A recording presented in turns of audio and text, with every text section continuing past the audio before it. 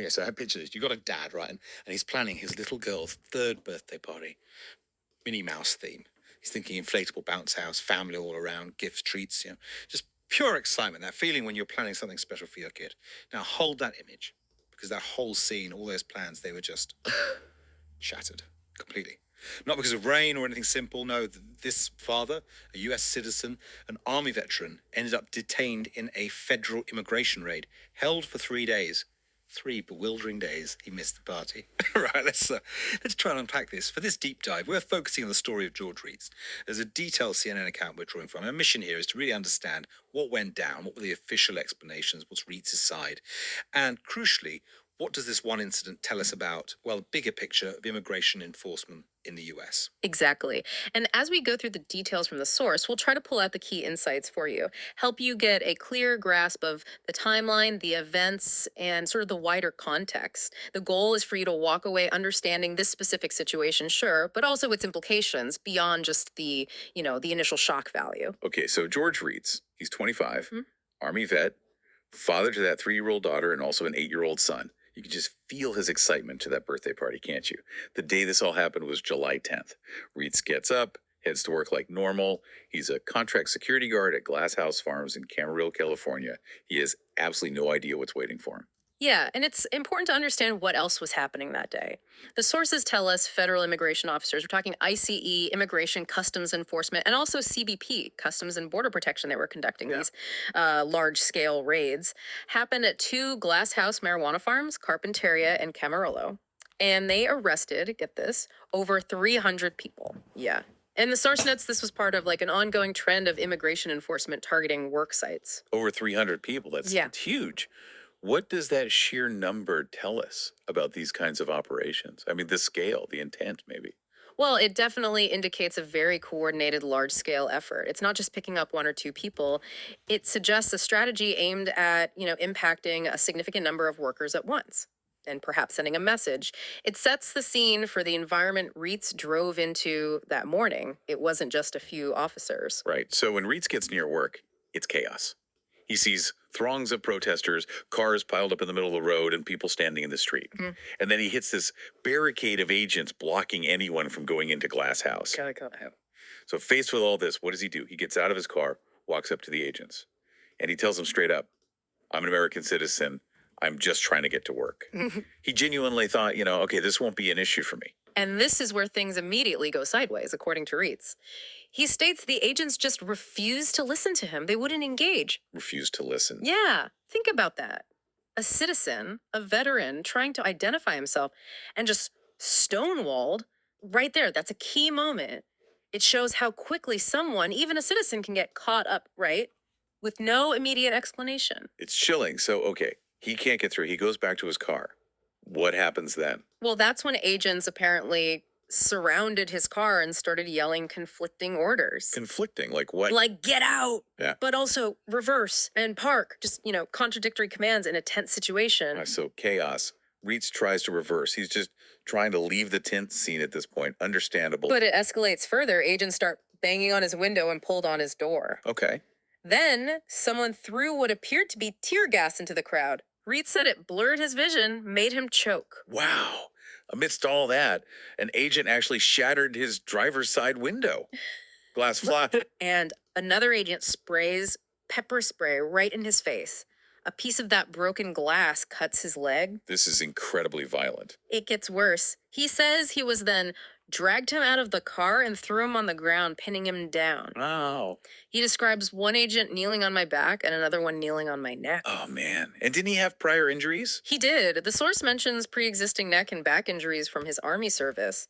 He did 4 years, deployed to Iraq in 2019.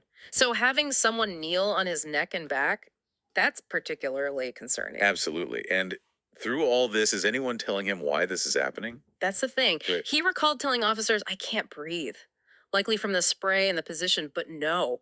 He was put him in handcuffs and dragged him away without explaining what he was arrested for. His words. He had no clue what was going to happen, just completely in the dark. Total powerlessness. Just imagine, you're asking why? Why am I being arrested? And just silence.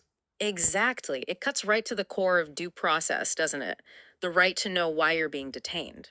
Now, later on, the Department of Homeland Security, DHS, did put out a statement. They said Retes was detained for alleged assault. Alleged assault. So Their specific quote was, George Retes, a U.S. citizen, became violent and refused to comply with law enforcement.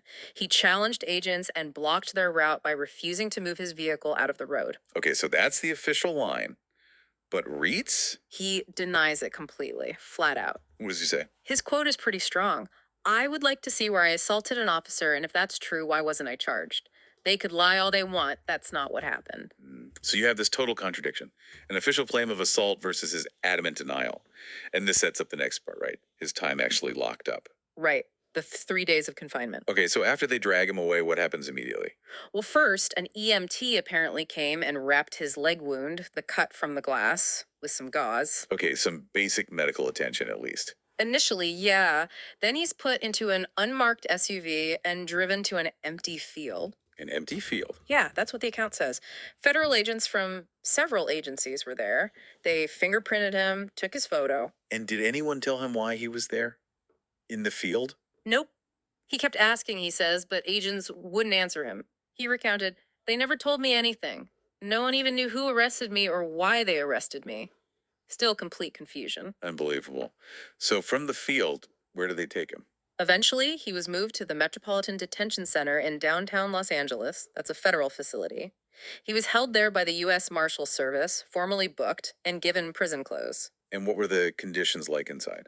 Pretty grim, based on his account. At first, he shared a cell with a professor who was detained during immigration protests that same day. Interesting connection there. Yeah, but then things changed. Based on answers he gave on an intake form to medical staff, they placed him on suicide watch. Really? Why? Did he say he was suicidal? The source doesn't detail the exact answers, just that the medical staff made that determination from his form. He ended up alone in a cell with bright lights that never turned off, guards outside constantly. A psychiatrist checked on him daily. So isolation, constant light, surveillance, all while still not knowing why he's there. Exactly. That remained the core issue for days. He was never told why he was arrested or if he was charged with any crimes. Again, think about basic rights, knowing the charges, access to a lawyer. Apparently just gone. And physically, how was he doing? That pepper spray, the tear gas. He said the effects lingered badly. It burned his eyes and skin, but he claims he was never given a chance to shower it off. Seriously, no shower. That's his account. Yeah. He also described intense burning pain in his arms and legs, couldn't sleep on the cement block with a thin mattress and thin blanket. And the cut on his leg. Did he get treatment for that inside? He says no. Yeah. He never received medical care for the gash on his leg, even after he pleaded for it. This is just piling up. Physical discomfort, the psychological stress of not knowing. What about contact with the outside? His family, a lawyer. That's another major point. He claims he wasn't able to speak with an attorney or call his wife. No phone call. Not according to him. And worse, apparently, no one else called to let his loved ones know where he was. His family was desperately trying to find him. Agencies were just giving them the runaround. Oh, I can't even imagine his poor wife, Guadalupe Torres. What did she say? Yeah, she spoke to a CNN affiliate, just frantic. Said something like, I just don't know where he's at. I've been up since 6 a.m. trying to call the sheriffs, the police department, just hitting walls everywhere. Heartbreaking. Now, the Federal Bureau of Prisons, they run that detention center. They put out a kind of general statement saying they encourage inmates to maintain contact and provide necessary care. But Reeds' specific experience, as he tells it, sounds very different. Okay, so you have his account of neglect and isolation and the BOP's general statement. What about the charges, the alleged assault? Did anything ever come of that? That's the kicker.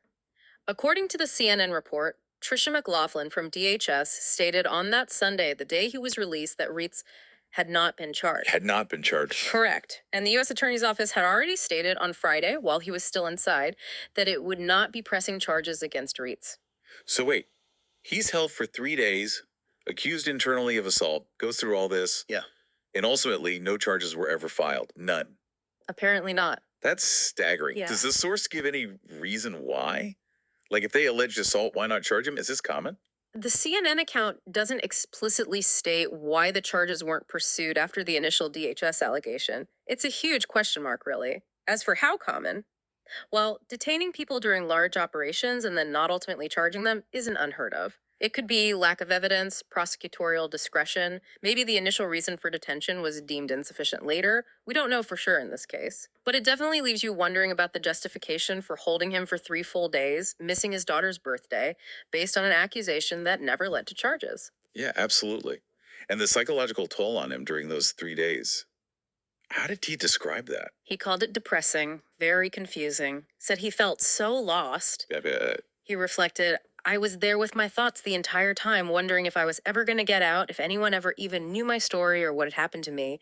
And the fear, I just thought I was never going to see my kids again. Oh, that's heavy, just trapped with those thoughts. Yeah.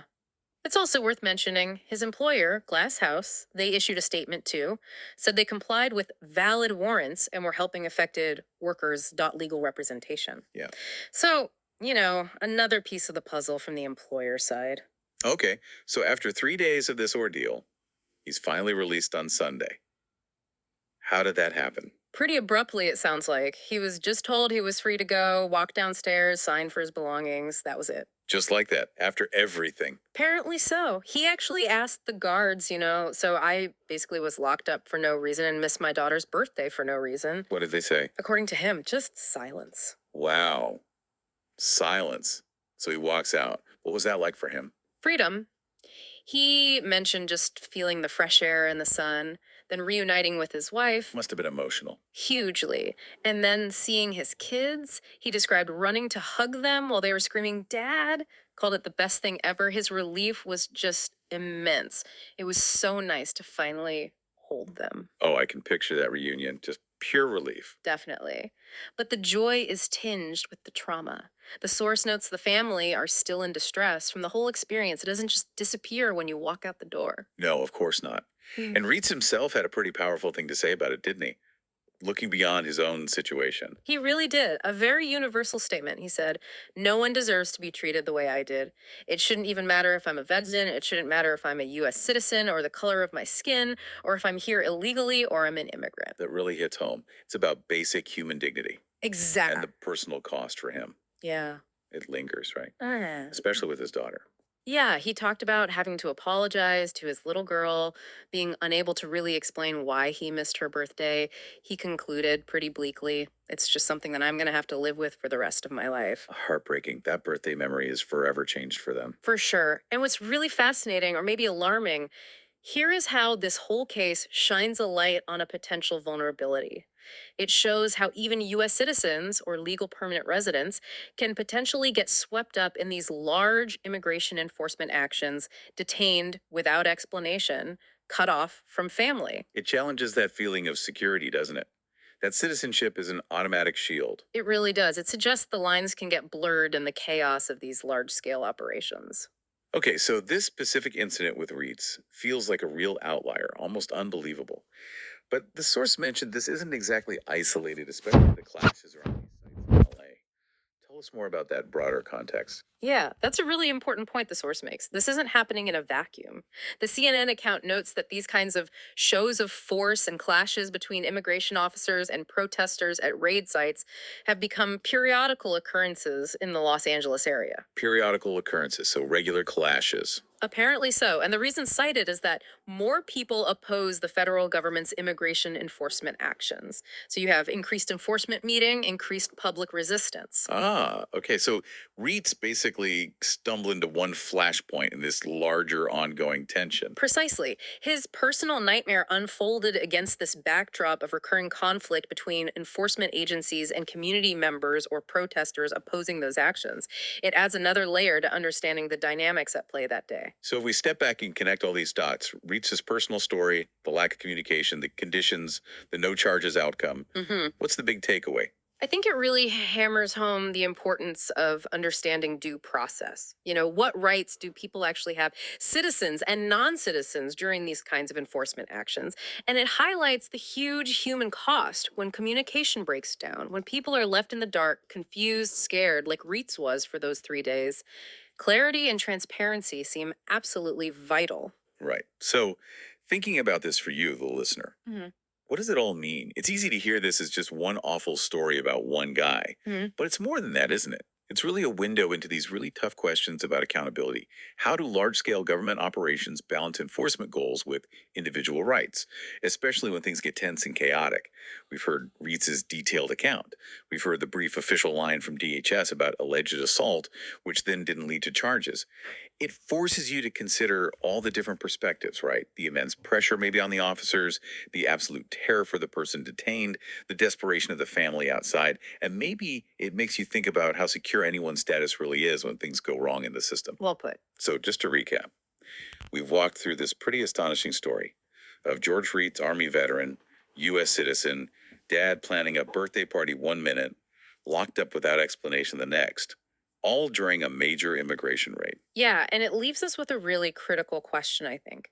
In these situations, fast moving, chaotic, high stakes enforcement actions, how do we possibly ensure that fundamental things like due process, like basic communication, like respect for individual rights, are consistently upheld? Especially when tensions are high and mistakes can have such devastating consequences, like missing your child's birthday or worse.